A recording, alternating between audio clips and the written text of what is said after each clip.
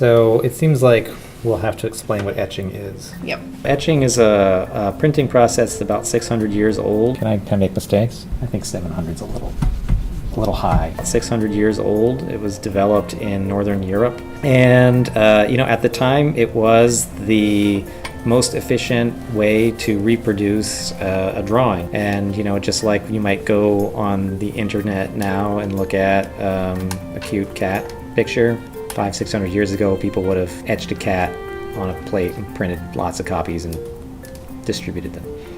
It's a cat. I drew a cat. Yeah. To make an etching, a metal plate is coated with a coating that will protect it from acid.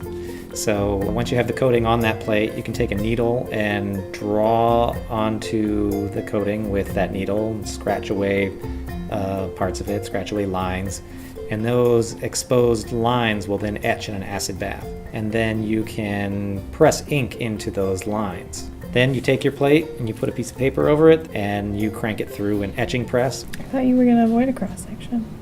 I can only go so far without a cross-section. So the paper will reach into those grooves and pick up the ink that's hiding in there.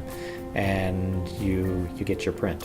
I took an etching class with Scott, and then he is a printmaker himself and wanted to do more this summer, and so did I. So we put it together so that we could use the Sanger to our advantage and make prints in a supported environment. On the one hand, we're both just artists sharing a studio. Yeah. And so we do the things that artists do when they share a studio. We, give each other feedback on each other's work, make suggestions. But then we also, Laura is my assistant in producing my editions. So every once in a while we'll kind of shift into, assistant mode. Yeah. And then when we get to a point where we're ready to actually do the printing, then we're both, each working on a plate or something like that and Yeah. working towards the printed edition.